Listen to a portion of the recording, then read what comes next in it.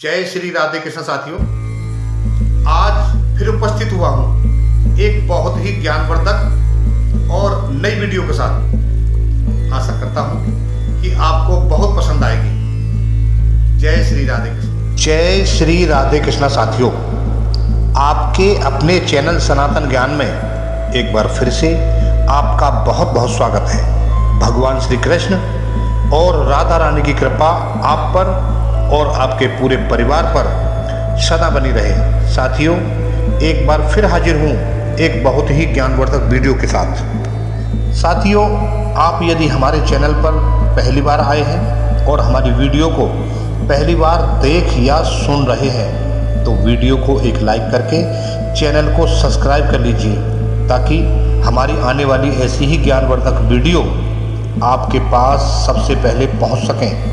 और हाँ साथियों, कमेंट बॉक्स में जय श्री राधे कृष्ण लिखकर अपने मन की बात जरूर लिखें। और साथियों, ये वीडियो अपने दोस्तों को भी शेयर कर दीजिए ताकि उनको भी इसका लाभ मिल सके।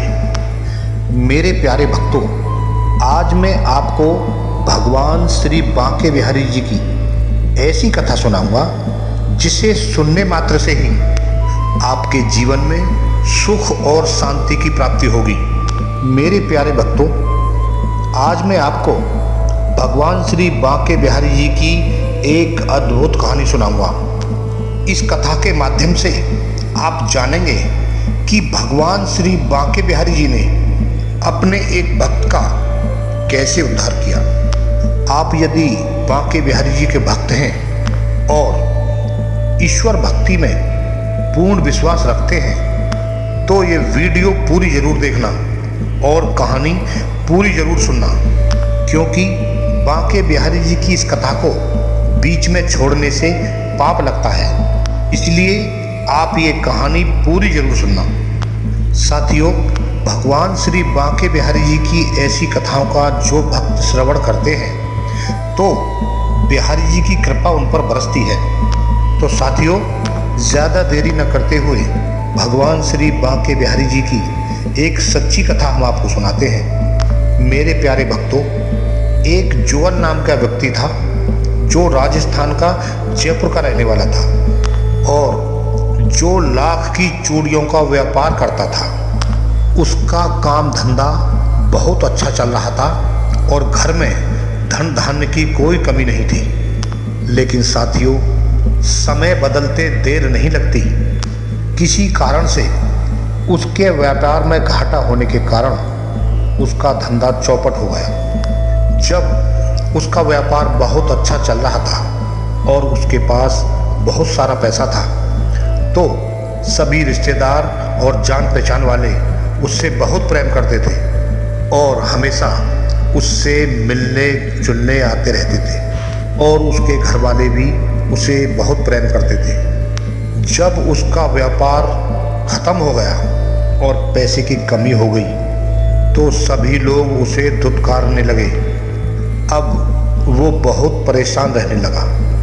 जुगल को समझ नहीं आ रहा था कि वो करे तो करे क्या। अब रिश्तेदार और घर वाले भी उससे सीधे मुंह बात नहीं करते थे।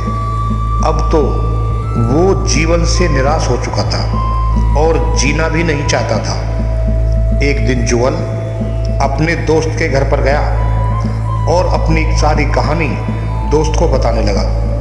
उस समय जुगल की आंखों में आंसू थे। तभी दोस्त से बातें करते करते जुगल की नज़र दीवार पर लगी श्री बांके बिहारी जी की तस्वीर पर पड़ी। जुगल का वह दोस्त अक्सर श्री वृंदावन धाम में श्री भगवान बांके बिहारी जी के दर्शन के लिए आता रहता था। भक्तों, तस्वीर में नज़र से नज़र मिलते ही जुगल की आंखों से आंसू बहने लगे। तब उसके दोस्त ने उसे समझाते हुए कहा, भाई तू इतना परेशान न हो, क्योंकि भगवान श्री बांके बिहारी जी कुछ ना कुछ रास्ता जरूर निकाल लेंगे। बस तू एक बार बोल दे कि हे बिहारी जी, मैं तुम्हारा हूँ, मुझे अपनी शरण में लीजिए। साथियों, जुगल ने उसी समय वैसा ही किया। अब शाम का समय होने वाला था। अब शाम का समय हो चला था और जुगल अपने घर वापस आ गया। जुगल ने उस दिन खाना भी नहीं खाया। वो बहुत गहरी चिंता में डूबा हुआ था। साथियों, उसी रात को जुगल के सपने में एक साधु जी आए और कहने लगे, ए बेटा, तू परेशान न हो, सुख और दुख तो जीवन में आते ही रहते हैं। ये जीवन के दो पहलू हैं। मनुष्य समझता है कि जीवन में बहुत सारे दुख हैं, लेकिन जीवन में सिर्फ एक ही दुख होता है। लेकिन जीवन में क्या दुख होता है, इसका वर्णन मैं तुम्हें विस्तार पूर्वक बताऊंगा। एक बार श्री वृंदावन धाम में तुम जरूर आना और केसी घाट में हमारा आश्रम है। आश्रम में आकर हमारी कथा जरूर सुनना। जब सवेरा हुआ तो जुगल साधु जी की सपने वाली बात से बहुत प्रभावित था और एक बार श्री धाम वृंदावन जाना चाहता था।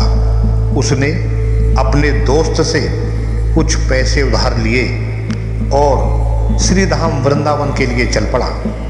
और जब वृंदावन में पहुंचा तो भक्ति में अपार भीड़ को देखकर अचंभित हुआ, क्योंकि जुगल पहली बार वृंदावन आया था। उसके मन में वही साधु जी की बात बार बार आ रही थी और वो केसी घाट आश्रम जाना चाहता था। जुगल रोड पर खड़ा खड़ा सोच ही रहा था, तभी वहां पर एक नौजवान ऑटो रिक्शा लेकर आ गया। जुगल ने उस ऑटो रिक्शा वाले से कहा, भैया, मैं केसी घाट आश्रम जाना चाहता हूँ, कृपा करके आप मुझे वहाँ पहुँचा दीजिए। जो भी किराए का पैसा होगा मैं तुम्हें दे दूँगा।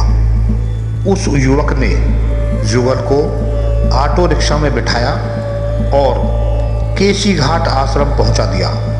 जुगल अपने बैग से जैसे ही पैसे निकालने लगा और ऑटो रिक्शा वाले को पैसे देने के लिए जैसे ही पीछे मुड़ा तो देखा वहां पर कोई नहीं था। इस घटना से जुगल स्तब्ध रह गया। ऑटो वाला गायब हो चुका था। जुगल को कुछ भी समझ नहीं आ रहा था। जुगल जैसे ही आश्रम में अंदर पहुंचा तो देखा कि जो साधु जी जुगल के सपने में आए थे वही साधु जी आश्रम के अंदर प्रवचन सुना रहे थे। जुगल ने जब देखा तो चकित रह गया, मानो उसका पूरा शरीर सुन्न हो गया था। साथियों, जुगल अब श्री बांके बिहारी जी की कृपा को समझ चुका था और जुगल की आंखों से आंसू बह रहे थे। जुगल रोते रोते वहीं बैठ गया और साधु जी के प्रवचन सुनने लगा। वो साधु जी को बार बार देख रहा था। प्रवचन करते हुए साधु जी कह रहे थे कि जब हम संसार में आए थे तो दोनों हाथ खाली थे और जब यहाँ से जाएंगे तो भी दोनों हाथ खाली ही होंगे। धन दौलत, रुपया, पैसा जीवन यापन करने का एक साधन है, जबकि मनुष्य जीवन का सच्चा सुख सिर्फ भगवान की भक्ति में है। जब रुपया, पैसा, धन दौलत पास होता है तो सभी तुम्हारे होते हैं और जब पैसा नहीं होता तो सब पराये हो जाते हैं। लेकिन भगवान की भक्ति एक ऐसा मार्ग है कि तुम्हारे पास रुपया पैसा ना होते हुए भी भगवान अपने भक्तों को हमेशा गले से लगाते हैं। ये सारी घटनाएं जुगल के जीवन से जुड़ी हुई थीं। ऐसा प्रवचन सुनकर जुगल की आंखों से अश्रु की धारा बहने लगी और जुगल ने उन साधु जी के पैर पकड़ लिए और उस आश्रम को छोड़कर कहीं न जाने की कसम खा ली और भगवान श्री बांके बिहारी जी की भक्ति में लीन हो गया और भगवान श्री बांके बिहारी जी का अनन्य भक्त हुआ और श्री धाम वृंदावन को छोड़कर कभी वापस नहीं गया। और वही जुगल आगे चलकर महंत जुगल किशोर महाराज जी के नाम से प्रसिद्ध हुआ और भक्ति मार्ग पर चलते हुए भगवान श्री बांके बिहारी जी के चरणों में विलीन हो गया और मोक्ष को प्राप्त हुआ। साथियों, कई बड़े साधु महात्माओं ने कहा है कि श्री धाम वृंदावन वो स्थान है जहाँ पर कण कण में देवताओं का वास है और देवी श्रीमद् भागवत में साफ साफ लिखा है कि जो मनुष्य एक बार श्री धाम वृंदावन में आता है तो उसे चारों धाम जाने का पुण्य प्राप्त होता है और उसे कभी नरकवास नहीं होता।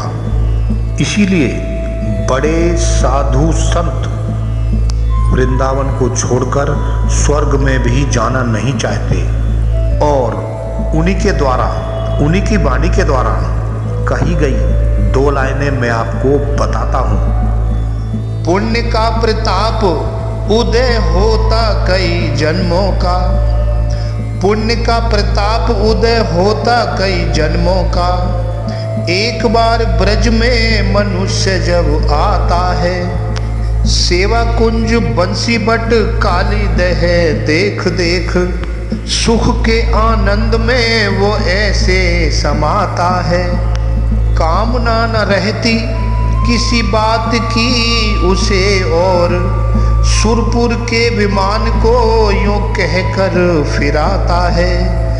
अरे ओ देवदूतों विमान क्यों लाए हो तुम, वृंदावन को छोड़कर स्वर्ग कौन जाता है, वृंदावन को छोड़कर स्वर्ग कौन जाता है। तो साथियों, मनुष्य सोचता है कि दुख बहुत सारे होते हैं, लेकिन दुख सिर्फ एक ही होता है। जो प्रभु की भक्ति नहीं करता वो हमेशा दुखी रहता है। तो साथियों, आप भी समझ गए होंगे कि रुपया पैसा माल खजाना आना या जाना दुख नहीं होता। क्यों? धन दौलत से सच्चा सुख नहीं मिलता। धन दौलत, रुपया पैसा जीवन यापन करने का एक साधन होता है और सच्चा सुख केवल भगवान की भक्ति में होता है। मेरे प्यारे भक्तों, आज भी श्री धाम वृंदावन में केसी घाट आश्रम में जुगल किशोर महाराज जी के प्रवचन अन्य साधु संतों द्वारा सुनाए जाते हैं और इन प्रवचनों के माध्यम से ही हम जान पाते हैं कि सच्चा सुख सिर्फ और सिर्फ भगवान की भक्ति में है। इसलिए जो श्री बांके बिहारी जी की भक्ति में लीन होते हैं वो मोक्ष को प्राप्त करते हैं। जय जय श्री राधे कृष्ण। साथियों, जय श्री राधे कृष्ण भक्तों। साथियों,